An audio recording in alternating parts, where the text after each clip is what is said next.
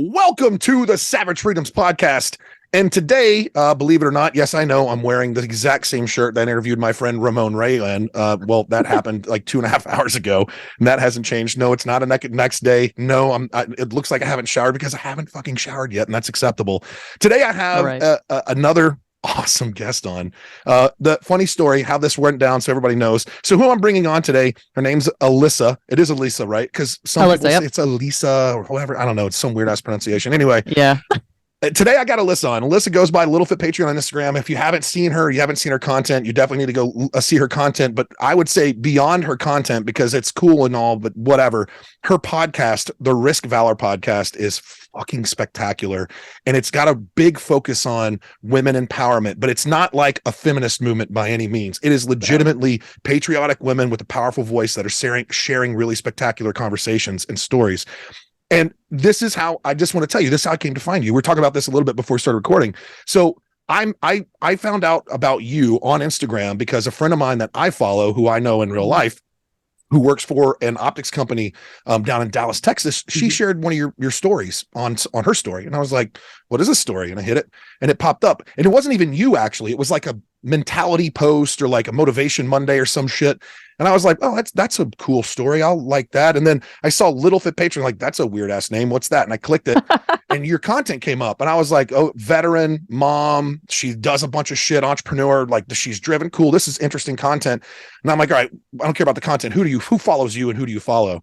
And then we had mutual friends and I was like, oh, Dave Hurt follows you, and Dave Hurt's a good buddy of mine. And Dave Hurt runs the Free Mind podcast. If you guys haven't heard Dave's stuff, he's spectacular. And I'm like, all right, who's this chick? Like, a friend of mine's following her stuff. My boy Dave Hurt's following you. I'm like, all right, I gotta know more. And so I reached out, I pinged you and said, hey, I need to get you on my podcast because you have an interesting story, especially after hearing what you were doing on your podcast, which is really phenomenal. I appreciate that. I'm super happy to be here. Thank you. I know I just cut you off. No, it's all good. It's so cool to be on the other side of I was about to say the other side of the mic. That makes no fucking sense. So that's all right. The other side of the hosting, I guess. I like to be a guest. It's different, isn't it? It is, but I really do appreciate it. And we were talking well before. We were sending voice messages. I'm like, yeah, give me your feedback. I'm like, 100%. It's a new endeavor. I attempted it back in 2022 without a single clue of. It was just all over the place. It was crazy. And now I was like, all of a sudden I felt like there was this calling and I'm like, you know what? I'm going to fucking go for it. I know who I'm targeting and I know what the message that I'm trying to put out there. So what is the message? What's the message you're putting out? What is that piece? There's so many messages, but the thing is, it's creating I don't want to say it's a safe space, but it's a space for women to share and humanize their experiences and inspire others. I mean, there's so much more. The community of women, I can say this as a woman. Yes, I identify as one. Sometimes if I'm feeling Shakespearean, I go by ye. But other than that, or yay, if you will. Yeah. Or thou. Thine. Thine. So thine podcast. No. So as a woman and I've been in back-to-back male dominant positions in my life. That sounded weird. What I meant is the military was artillery. So what you're saying, is that you've been in positions with men where they were dominating. I mean, there was a dominated. Okay. I don't know where this fuck. is. Anyways, welcome to Savage Freedoms Podcast, all about sex education. Right? So hold on. Before you hold on. Let's take a step back. Before you get to the message that you're putting out, because the message you're putting out is important, and especially the conversation. I listened to all of them up to this point. They've all been really good. Thank you. But your story is an interesting story because you joined the Army, you became an officer. Like tell that story. What did you do in the Army? What was your promotion? What was the process why did you get out? Like tell that piece. Yeah. So sometimes I touch on it in the podcast, but not enough because I really want it to be a platform for the women to share theirs. And I tell them all the time, it's not about me. It's not about you. It's about we. It's bigger. It's bigger than us. So me, I like to go back a little farther. So before I decided on the Army and everything, I was never an athlete. I was never in anything. I never thought of myself as a somebody. Just went to church, went to school. That was it, right? I had 3 sisters. I was number 2 of 4 girls. And I decided in high school that I was like, I want to join the Army. And a lot of this is because of the path that my dad took. He was in the Army as a combat engineer. So he was enlisted. Mm-hmm. And he said, well, if you're going to do that, and mind you, also, I'm the only person in the family to ever go military, the only one. The rest are all super smart. That's probably why I went Army. They're So all what like you're saying is it doesn't require nurses. intelligence to be an Army officer, is what you're saying. Yeah, they're all like science, math geeks, and I was just like, duh. Okay, no, I'm just kidding. I'm actually not dumb. But Knuckle dragger. I'm going to be a knuckle dragger and join the Army. Perfect. School never interested me. So I love education, but it was never catered towards. But I mean, that's a whole other story. So basically, my dad was like, okay, you want to go to the Army? I was like in 11th grade, so you don't, whatever. You're young. I was super young, 17 years old. And I was like, I want to join the Army. And he's like, well, you're not going to go you're not going to go enlisted like me, because I saw some shit. And he's like, so you're going to go officer. And I was like, okay, cool. So we looked at West Point, and I was like, I kind of don't. And I'm from New York originally. And I was like, I don't really associate with this. I didn't like the meetings. It was super weird to me. And they're like, how about ROTC? And I was like, what the hell is that? So Reserve Officer Training Corps is when you go to college, have a college experience, and you also get a degree, because you have to have a degree to be a commissioned officer. Right. So I was like, sold. Okay, cool. So I went through the whole college thing. That is when I found out, like literally the summer that my freshman year started, I had a female approach me who I'm hoping to get on my podcast, Caitlin. And there's not many females, period. When it comes to schools, I went to a small state school, but she came up to me and was like, hey, I want you to join the Ranger Challenge team. I was like, what the fuck is that? And that just means it was like the sports team of college. And I was like, you don't understand. Like I joined track just so I can get in shape to be in like ROTC. Like I never thought of myself as like, I never was like a goal getter or in anything, because I wasn't exposed to that. Right. My family was very much like everyone right now is working a job. They've never left the state. Very much like this is the path you take to whatever. Like the things that I do is just like blows their mind, that they're just like, why would you do anything, whatever. And so she asked me to do that. And I was like, fuck it. When they asked everyone to step forward who wants to join, we're in a formation. They're like, anyone who wants to step over, because you're going to do separate PT. Mm-hmm. If you want to join this team, go. And I was like, fuck. And I just stepped forward. I was like, fuck it. We're going to do it, because she told me, and I don't want to let this girl down who seems like a fucking badass. So anyways, long story short, everything, she mentored me. I had another, the SMI, so the senior military instructor was ex-SF, Green Beret, all the cool stuff, right? He mentored me through college as well. And they saw potential in me that I didn't even know existed. I became a super athlete. I got my first like perfect score on PT test my freshman year. I had never been fitter in my life, faster, happier. I made goals. I had a whole poster in my room. I became an entirely different person, to the point that fast forward 4 years later, when I commissioned, I was the number one cadet in my school. Nice. The number one commissioned officer. I got the branch I wanted. I went to 82nd, which is what I wanted. And I was like, why would you choose that? I know. Units, I could have went 82nd. Really? I know. For me, I was like, it's historic. I'm like, and I wanted to jump out of planes. I went to airborne school my freshman year. Like, come on, man. Yeah. Oh, I'm sorry. I'm sorry. I have to. I'm just on behalf. I had no idea. On behalf of all the veterans, and especially those that came from the 82nd, I apologize. I didn't go to the 82nd. I'm just saying. I'm sorry.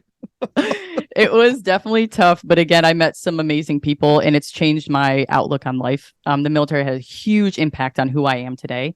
But that's how it all started. Is I found out that I finally, for the first time in my life, at what the fuck? I don't even know. When do you graduate? 23, 22? Yeah, 22, 22 or 23, something like that. Yep. That was the age that, those 4 years of college, that I was number one at something, that I was the best. That when I was announced at like the dining in, I know this sounds so stupid because, it's just college. But to me, I was like, holy shit, I'm capable. Yeah, but hold on a second. Hold on. Think about that for a second, though. This is, I will say, we as a community. So I had this really great conversation with some guys before my literally. I had a conversation with a couple guys. We're talking about doing a podcast together. And then I recorded my podcast earlier, and now I'm on with you. And they're two veterans. And one of them specifically said, he's like, I do everything I can to distance myself from being a veteran or the veteran community in general, and then we went through this long litany of reasons why. I bring that up because one of the things we suck at, and I will say when I say we, it's the capital W-E, as far as being people of service, having a high A drive. So being assertive, having that aggressive drive, free thinkers, independent, don't want to be micromanaged, constantly looking forward into the future to try and build something greater. One of the things we suck at is like acknowledging achievements. And it's fair, rightfully so. And I understand this as well, because I'm the same way. But don't fucking diminish the fact that you went from someone who didn't see a thing in themselves into someone who became the number one of that class. That's a big fucking deal. Like, And I'm not going to sit like, hey, let's not sit and celebrate our past achievements like we're the high school football senior and we're now 60 or 40 years. We're 40 now. Fuck, I'm going to say this out loud. Now we're 40 years old and we keep telling the same story over and over again. Yeah, no. But like that's something to own. That's an achievement to own. And the thing is, I talk when I talk about that, I get really passionate. You could probably tell because it was a real big turning point in my life. I never thought I was the best at anything because I wasn't. I mean, I couldn't even win a fucking science fair. You know, people had these cool volcanoes, and I was just like, when you put like a fucking thing on the window, it changes colors when the like, sun chalk like on a chalkboard, a parallelogram. Parallelogram. I was like, oh my god, like I like never in my life, no sport, anything. So to me, it was huge because that drove how I was as a leader. It drove the people that I learned from and would ask questions to. Like I didn't show up as the lieutenant who was like, I know fucking everything. I was told straight up, you don't know anything. Go to your NCOs, learn everything you fucking need to know. True story. That is what helped me in the Army is I had guys who had my back because I had their back. I was fast in PT. I was always in front. So like I didn't have to worry about being like, the female in the field as an artillery officer because it like open to females for, when I was joining and I was like, fuck yes. Like people were like, oh, were you like told to go there? Because a lot of women were voluntold to be artillery. And I was like, fuck no, I chose it. I wanted to do it. So, I mean, I even went to the pre-ranger course at 82nd and no, I don't have a tab because I was like, yo, fuck this shit. My hips were fucked afterwards. And I was like, how is this even possible? Which that's a whole nother story. And I don't want to degrade anyone who's gotten their tab as a female. But I was like, that's no fucking joke. You can speak facts if you want. I heard stories. No I never went to the school with any of the ones who passed or anything. I went through the pre-ranger course. Yep. And like passed the PT test, passed CWST, all that shit, land nav, and then it got to that ruck. I've rucked 12 miles. I've rucked more than that. It was in the sand. It was a fucking heavier pack. I'm pretty sure it was more than 6. And I was like, you know what? For me, I was like, I built muscle so that I could do it because I knew I was going to lose some, and lose a lot of weight. But I was like, fuck this. I was like, my hips to this day are still fucked. I lift like really heavy, but I have to go and get them like adjusted. I have to go to a chiropractor. Yep. And that doesn't help with anything else that I do. But it was one of those things where I was like, I wanted to try everything. I wanted to do everything. I wanted to be hardcore. I wanted to be like, all that stuff. And so I was going to tap. You got in. Yeah. You did your pre-range. You did all this other stuff, and then what? You made it to as an O2, right? Yes. Well, I pinned captain, and then I had to make a decision. So that's where everything kind of gets weird. So I thought I was going to be in the Army forever. I didn't have a plan, right? I wasn't like, oh yeah, I'm getting out of the Army after my 4 years. Like, no, that wasn't the plan. What happened was my husband at the time, we had just had a baby. And when my son was about a year old, he found out he was going to go to Korea for 9 months. Basically over those 9 months, I was like, fuck, like our relationship completely, we were young. We're 23 and he's a couple years older than me. And it just, I think we got married too fast. That's a thing in the Army anyways. I was a young officer with a baby, which is like unheard of until you're a captain. You're not allowed to start having kids because it was a very weird time. I made it work. I was very good at my job, hand selected to be the XO and PL, all men again against all these guys that are like, I want you to be the XO. I'm like, I didn't even finish my time as that. They're like, I don't care. You're it.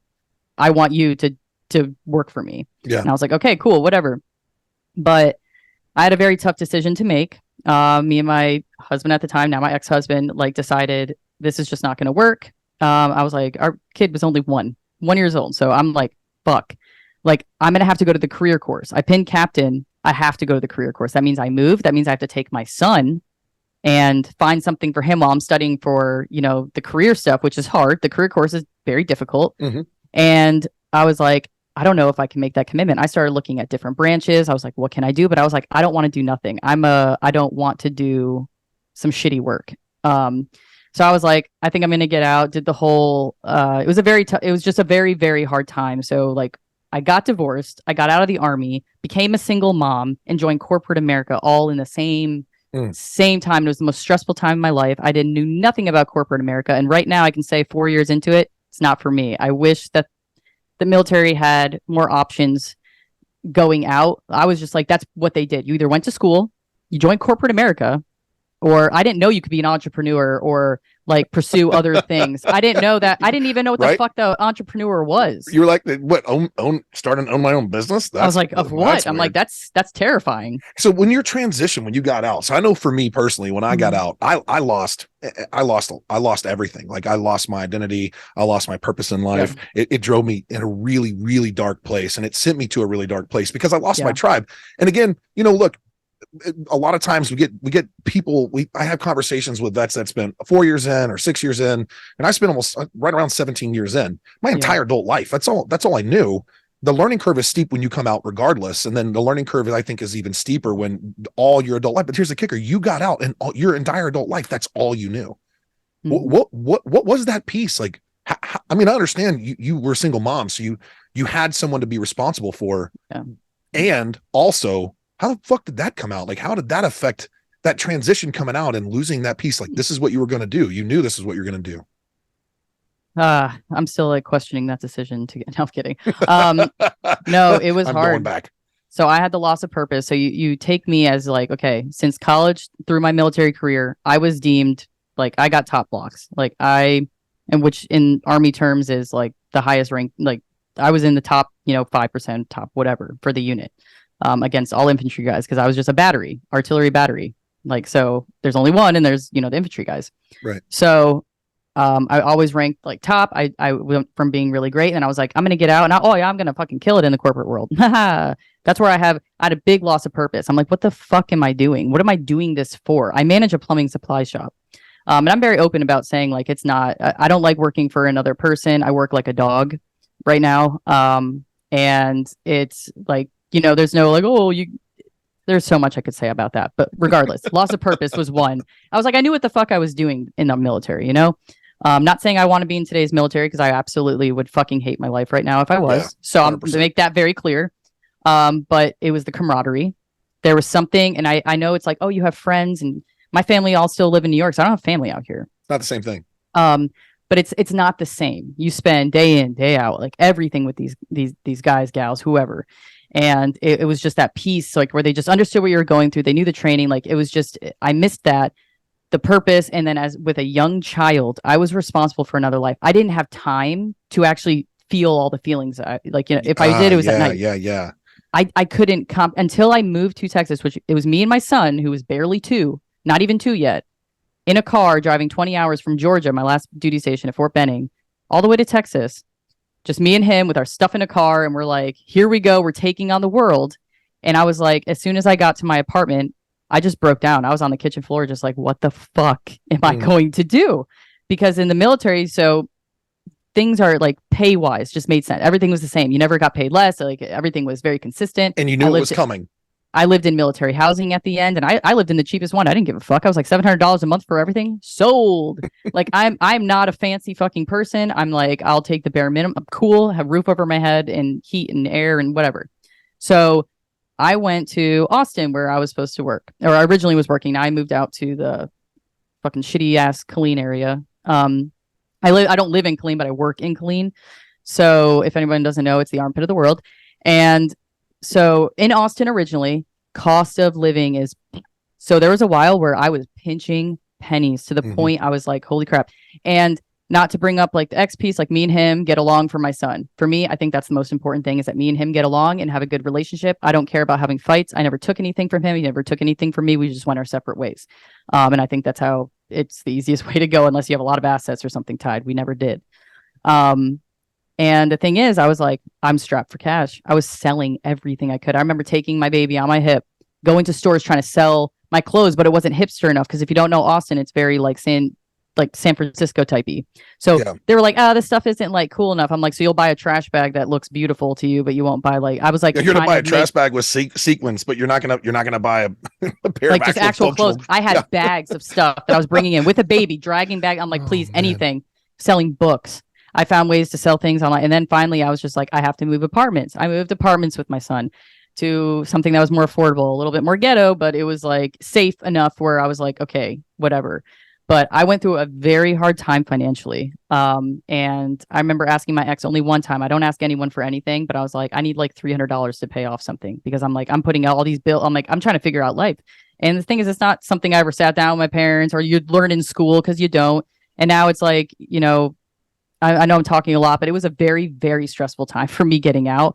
And I'm also realizing that what I'm doing does not align with my passions. And they don't, like, the military doesn't care. Or I don't want to say the military, the government, whatever the system was, No, when they you don't get care. out, No. they don't give a shit. Yeah, 100%. And we're not, listen, I don't know if you know this, but we don't mince any words on this podcast whatsoever. We speak directly to the fact. The government doesn't fucking give a shit. The military doesn't give a shit.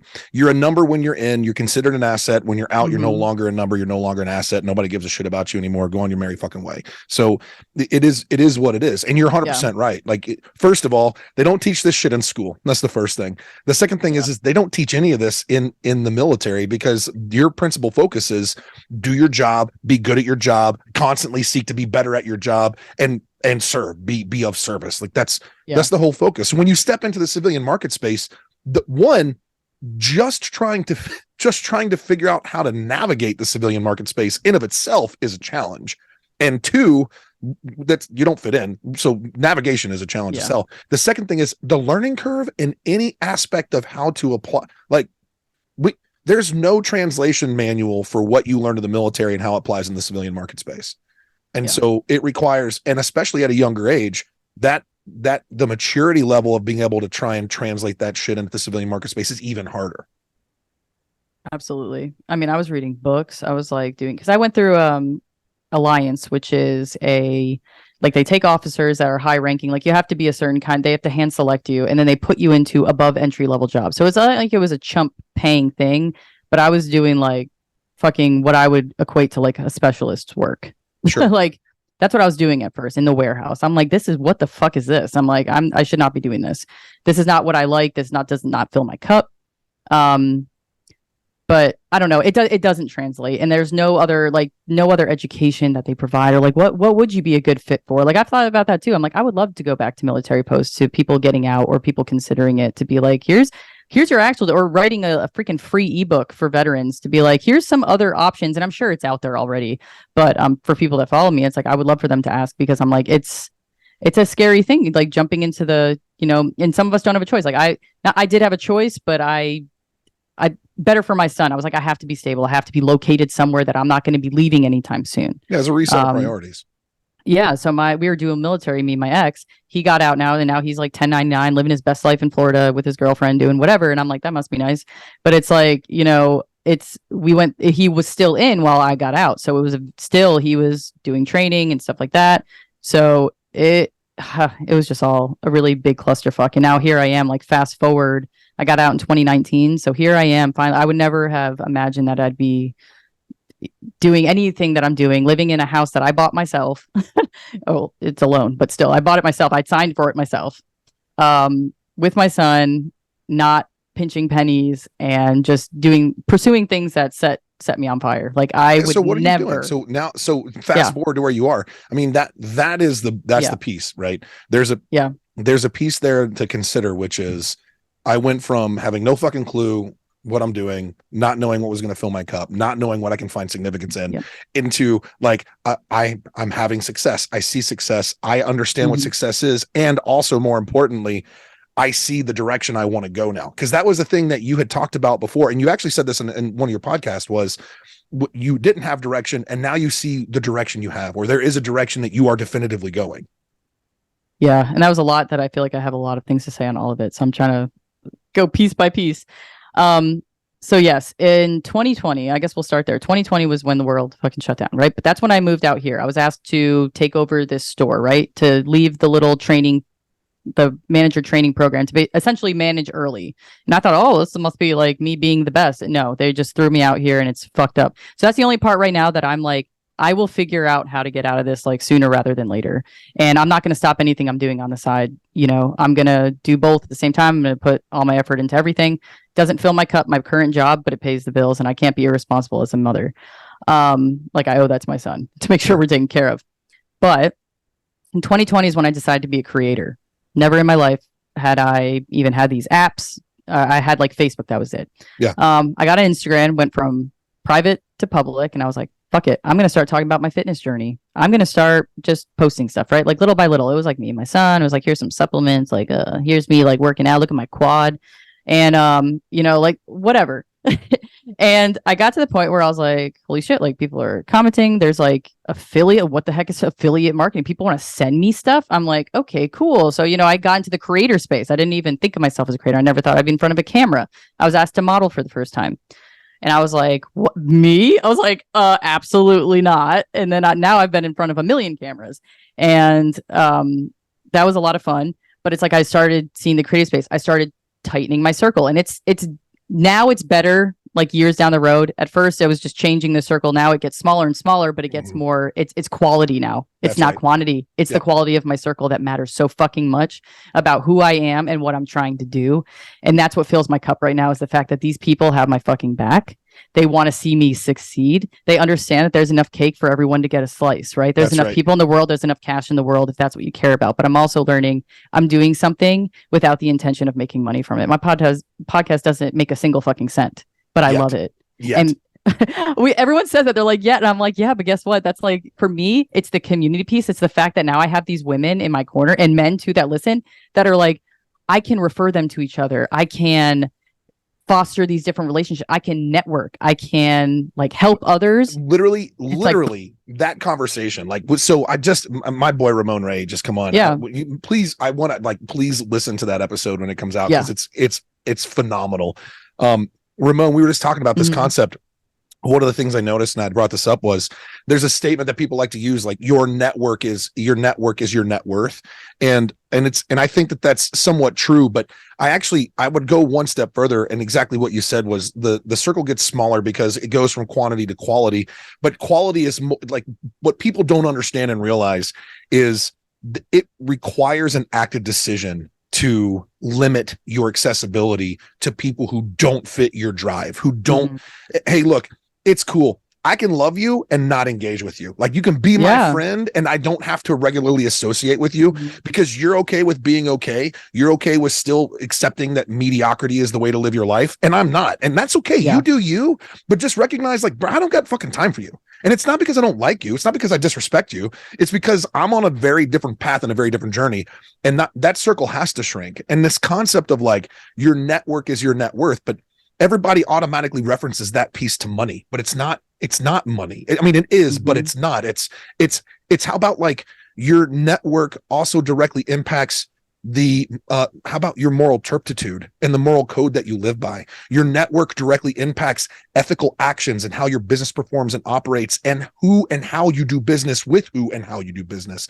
And then the money piece comes into the mix, because that network and that moral code and that ethical drive and that hunger and ambition, and people who look at you and they're like, I'm jealous, I'm not there experiencing this with you. It's not I'm jealous, it's not mine. It's like, I want to fucking be there too. Like, I want to be there and experience it. Like, this is outstanding. Keep it up. Go, right?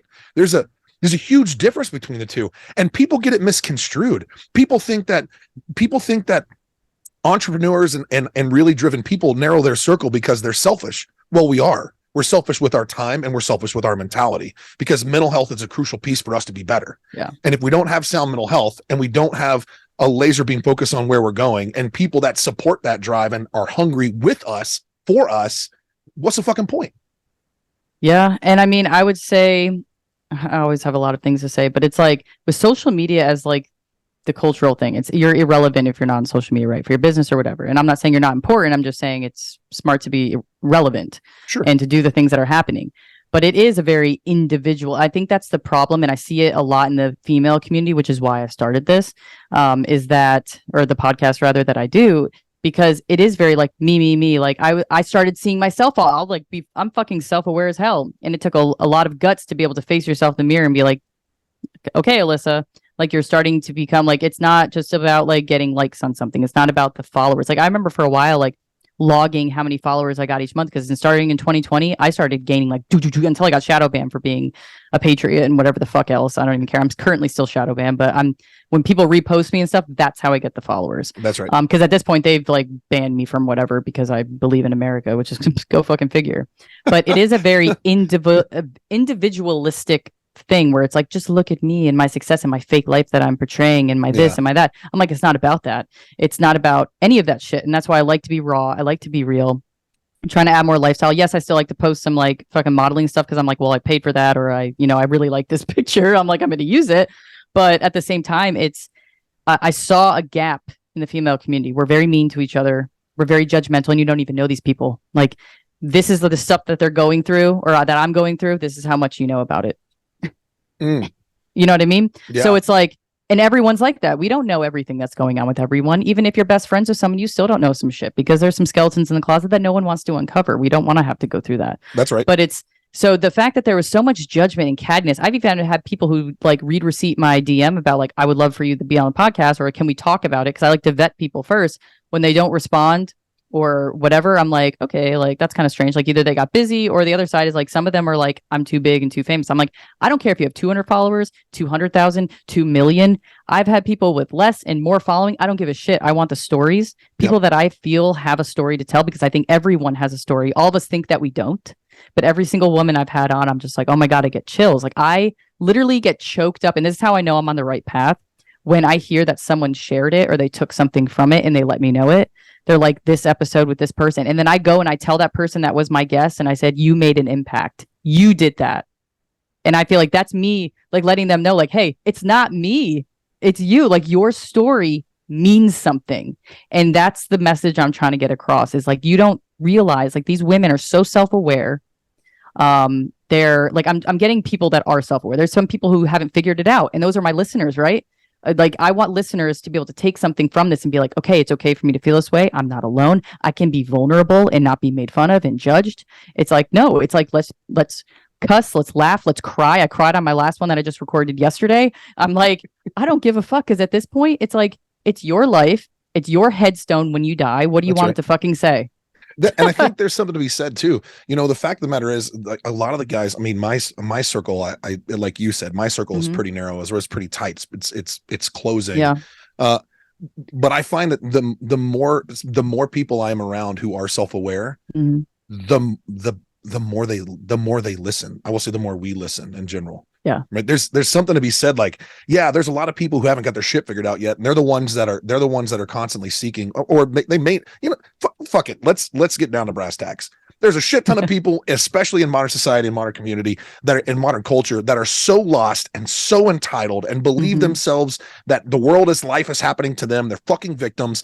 They have no clue what they're doing. They have no clue what they want. They have no clue what their moral compass looks like, what values they have, what ethical code they live by. They have no idea what any of that shit means. They're selfish as fuck. They're entitled as fuck. And I want to throat punch every fucking one of them. And there's a bunch of people out there who are like, dude, I know that something can be different. Like my life can be different, but I don't know what I don't know. And they're seeking an opportunity, a flame, a spark, something that lights their ass on fire, that gives them just 1 degree of shift. One degree. Like what's something I can do every single day that's going to help me be better? Yeah. I don't know what I don't know. And so there's them. And then there are the ones who are further down the path. A good friend of mine, I'm going to give this to you. Please use it all you want. So a good friend of mine, he's a good friend. He's a business mentor. He's extremely successful in business. He's just a really phenomenal man. I have a lot of respect for him. He's like an older brother to me. Like he's such a good guy. And I love him with all my heart. He, one day I looked at him and I said, you know, I look up to you and I hope that one day I can achieve that height of success. And he was like, man, fuck you, dude. I was like, what? He's like, don't ever put me on a pedestal, because I'm not above you. I just have more time walking down the path, bro. And literally what he was telling me, which I thought was brilliant, was like, it doesn't matter if you're at the start of your journey, if you're in the middle of your journey, or you're close to the end of your journey. The path that you choose to walk down, others will also walk. They may be behind you in the journey, but it doesn't make you less or more than that person. It doesn't make them less or more than you. And that's one of the pieces. Like, the fact of the matter is you got outwin in 2019. Yep. And since 2019, you have found success, and you've also been driven, and you found direction, and you're on this journey, and you've got this podcast, and you've got success in other places. And you even said something about you're like, you even said, like, I wanted to change how I was perceived in the market space. Yeah. Right. Yep. Because you're like, hey dude, like, sex sells. I understand that, but that's not what the fuck I want to be known for. Yeah. I don't want to be known for that piece, because I don't do that. I have something in here. Yeah, that's not something in here. Yeah, exactly. And so, see, I don't. I have something in here and here, but the fact of the matter is, I got a face for radio, so I just do the best I can to try and sound smart and be charming. And unfortunately, that doesn't even work most of the time. But when we get down to this, you know, I think that's the piece that people forget, and I think that's the piece that you've kind of hooked onto that a little bit. Like, you've hooked onto that piece. Yeah, and I think how becoming self-aware or wanting to go on that journey of figuring out what shit is the fact that I didn't just stay home. I could have moved back home when I got out of the military. I chose not to. I chose the harder path. I chose to move away where I knew no one. And I thought this was all strategic. It was strategic. It was scary, but I was like, let's do it. But I'm like, there has to be more. I was surrounded by so many people in the military. And then afterwards, I'm like seeing like what people are doing like creatively. I'm seeing people starting businesses. I'm like, I didn't know this was a thing. So I'm being exposed to things that I've never been. I'm from a small town in upstate New York, not the city. When I say New York, I'm talking about it's a little place called Farmington, upstate, country, very country. So this was all brand new, and I was like, there's got to be more to life. I know there is. Like, and now I'm at the point where I'm like, God has a higher calling for me. I'm a God-fearing woman. And I'm like, I felt drawn, you can say the universe or God drawing me to this path of like women, podcast, something, get voices heard. Like you know that you're onto something. Like I know I'm onto something with this. So talk about that piece. I want to hear that's the next question. So I never come prepared to this shit. Like I know who you are, I know your background. We have a little bit of background information. You know, I just want to see where the conversation goes. I want to know, this is one of the things this is actually the only real question that I have for you, legitimately, because I want people to hear your story. That's really important. Mm-hmm.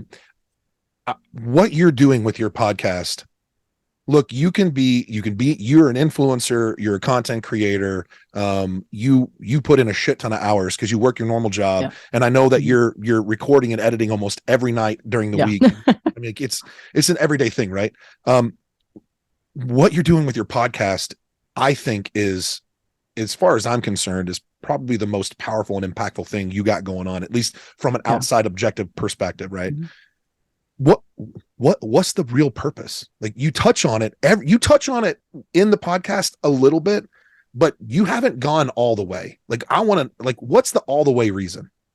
It's constantly evolving is what it is. Cause I keep thinking of bigger things. I'm like, number one was just get my voice out there, get other women's voice out there, to create the community is number one. Because I think the community, it's that source of having, I hate to say, oh, it has your back, but it is. I think women are not nice enough to each other. I don't think we have anything. I don't look around and I'm like, oh, here's a women's group I can join. Like, no, unless you're like really rich and in a yacht club, like where's my group for normal people?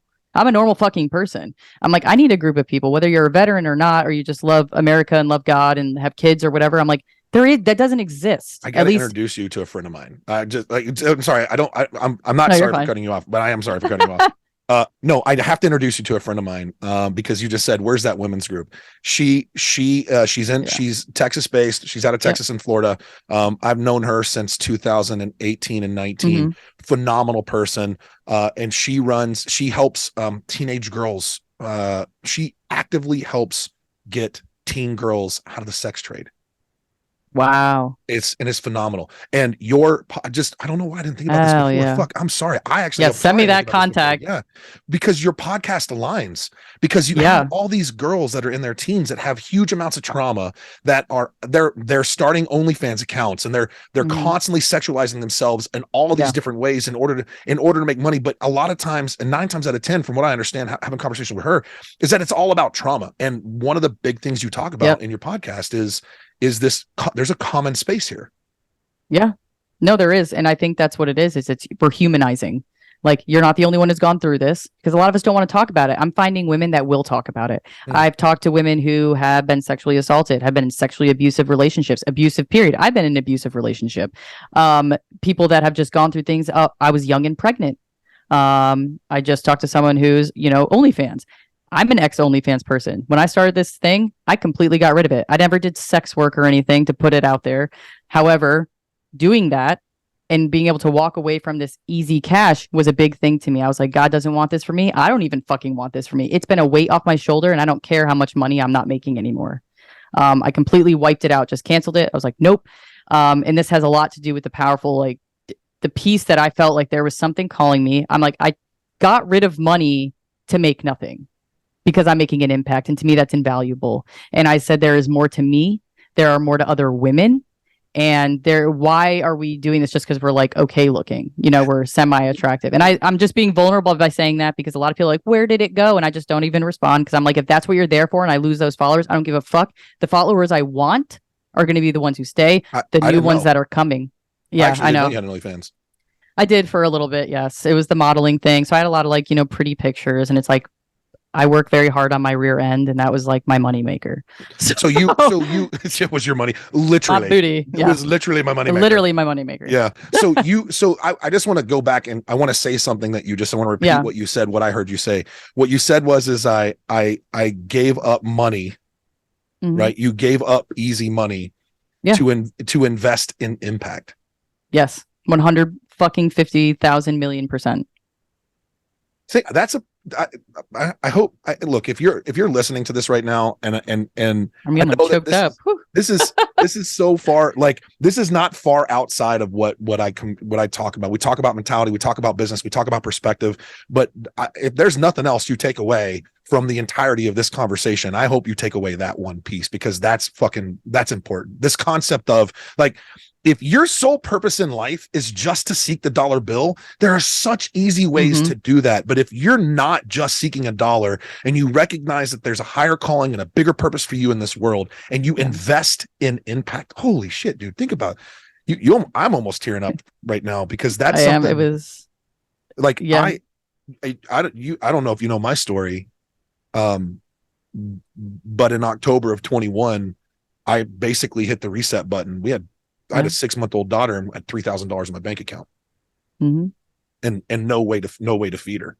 Like, there was no fucking money. Yeah. And it was back against the wall time. How do I take this vision that I have and put it into action and actually create something that's going to create impact? And like you, it didn't happen all at once. It didn't happen overnight. It was a step-by-step process to, like, come to the reality that, oh, like, look, yes, I know that I have value and I bring value, but how do I deliver that value to actually create impact? Fuck, dude, that's good shit.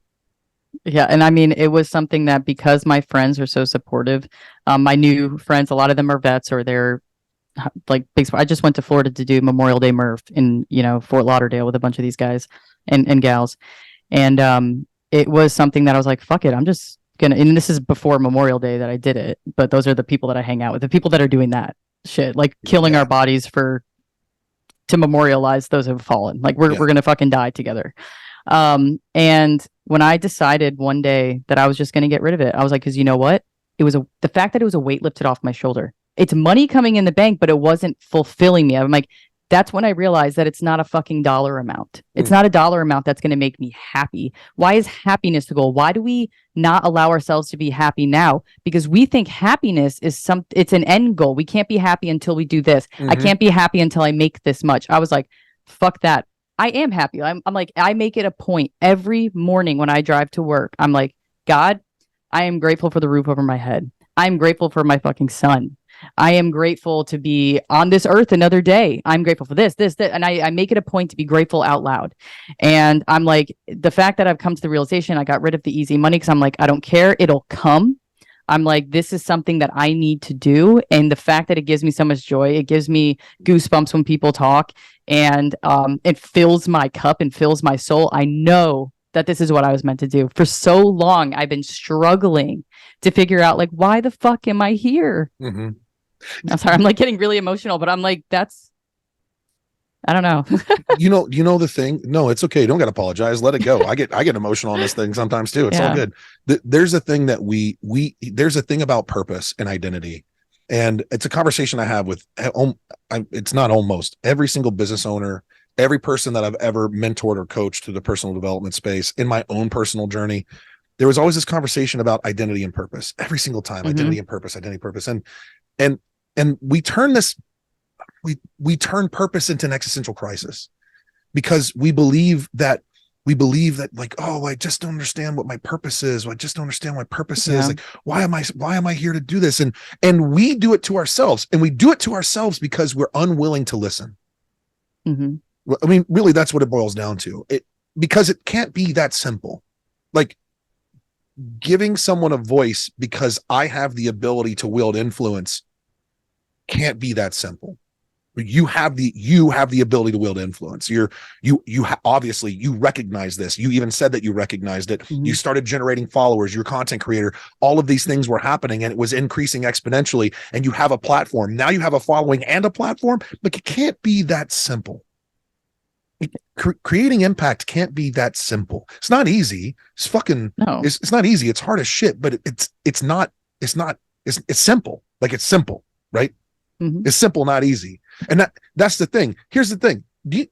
What I've come to understand is that people ignore the voice and the simple answer of what their purpose in the world is, because it's far easier to not know, or claim ignorance and never find fulfillment and be a victim to circumstance than it ever is to take true ownership of the reason why you're fucking here.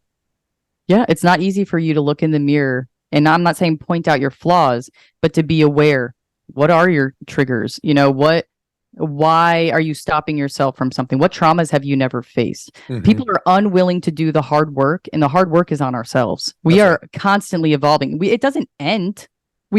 There is no like limit, because if you're someone like me, and I've said this in other podcasts, as soon as you get to the mountain, there's another mountain in the distance you want to go to. If you're a go-getter, you're going to continue to climb and climb and climb. You're going to go up and down, up and down. It's a constant roller coaster. Exactly. Get shit done. Fucking get shit done, man. If you're A-type, like it's just, there is no end. We are all a work in progress, but are you getting better? Are you going to stay stagnant? That's it. And I want better.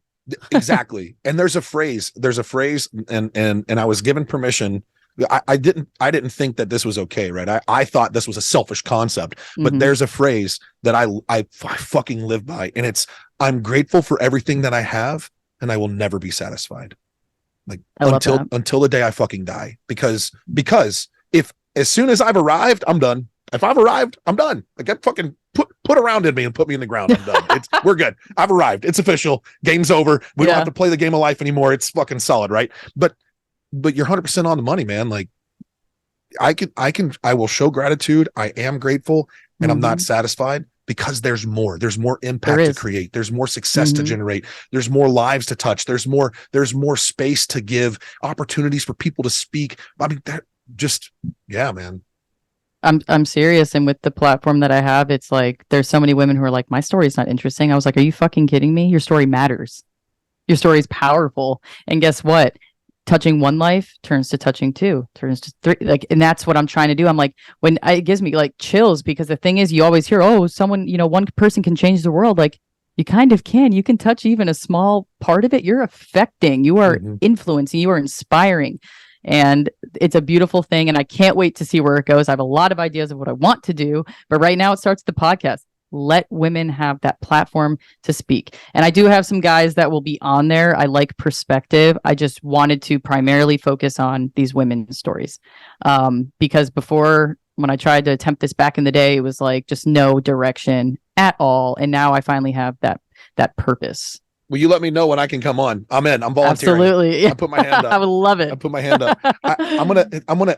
So this is something that I live by. Another thing that I believe in, that's motivation and inspiration without action is nothing more than masturbation. And it's just like, I mean, think about it. Being motivated and inspired is really cool, but it's just a temporary feel good. It's like it's temporary self gratification, and it's fleeting, and it disappears. Right? You get 30 seconds of masturbatory bliss, and then it's gone. Yeah. And so I think the cool thing that you have going on for you right now is that you are motivating and inspiring other women to take action to tell their story. Yep. And that's the crucial piece. You have the formula that moves people forward. You have the formula that actually affects change, because one doesn't affect change. One is, again, temporary self-gratification. You know what I mean? Yep. And you add the action piece to it. You give them that platform. You give them, you support them, you motivate them to tell their story. Yep. And some of those fucking stories, holy shit, man. Like, some of those stories, That's a lot. These Yeah, women there's have some gone through heavy some shit man. and they can move on and they can be better. That's what I'm trying to share. It's like, you did that though. You went through that and look at you now. Mm-hmm. Look at you now. Like that's Yeah. powerful. I don't know. I get super excited because I'm like, everyone has. I even go, I don't have a fucking story to tell. I'm like, I guess I do. Hey, you know what? You know? It's not you again. Yeah. You're not special, but you're unique. And I say that because on this side of the camera, it's the exact same way. I felt like I didn't have a story. I felt like there was no place for me to put it out there. I didn't really think that it would have much of an impact. For a long time, I didn't really think I had any value to offer into modern society, outside of the military. So I get it. Like there's sometimes we need a little push. Like, hey, dude, hey, don't forget you got a voice. Fucking share that shit. You know what I mean? Yeah. I love it. Hey, do me a favor. Can you please tell people where to find you, how to follow you, like the podcast, just put it all out there for everybody. I'm going to make sure that I have all the links and stuff in the description of the course. I want everybody to hear it from you. Absolutely. So my main thing that you can find me is Little Fit Patriot, right? So that is my Instagram. If you go onto YouTube, it'll be Risk Valor and Little Fit Patriots. You can find me on either way. My website, www.littlefitpatriot.com. My podcast is there. Whatever I have is on there. My podcast is Risk Valor, and it has its own separate page where I launch everything, but I share everything. I'm on Snapchat. I'm on Facebook as Little Fit Patriot. Yeah, I have a lot. But if you just go to my website, www.littlefitpatriot.com, or follow me at Little Fit Patriot, you'll find everything you need. And I look at all my DMs. I just don't answer to all of them because a lot of them are fucking weird. So, but if it's true and it's genuine, I do respond. I'm like weird about having notifications not read. So I will look. I have no idea what that feels like. I have the great benefit of one, being a dude, and two, like my Instagram, all my social media, I don't get random fucking DMs from people that are creepy and weird as shit. I have no idea how you all deal with that. Like that is so beyond me, because I would be like, I would literally have a cut and paste, fuck off, weird. Like that would basically be my response. But then it gives them attention, and that makes them feel better. That fuck me, like it's such a guys. Look, if you're not following Alyssa, if you're not listening to her, look, the Risk Valor podcast is spectacular. It really is. The stories, the format, the opportunity to listen to these stories is really awesome. And I'll tell you this, if you're a dude and you're listening to my podcast right now and you're not actively seeking perspective outside of our little circle of conversation and outside of your little circle of experience, you're fucking doing it wrong. Period. End of discussion. Because it all boils down to the ability to be better. And the only way for us to be better is to understand the bigger picture, the strategic understanding of our tactical level operations and actions. And if you understand how those pieces fit together, then you become more self-aware. You understand who you are. You understand how you fit into the bigger picture. And the last thing is this, man, you got a fucking story. You said it, Alyssa. You got a story. Your story matters. And understand that you may not think there's value, but one person somewhere at some point is going to hear your story and it's going to resonate with them. And they may change the entire trajectory of their life because of one little phrase or one little thing, or the fact that they recognize that they're not alone. And that changes everything. So you got a couple options. Option number one, you can fucking sit your little ass on the couch, kick your feet up, drink your beer, and accept mediocrity for the rest of your life. Or you can stand up and go fucking get it. This is a Savage Freedoms podcast.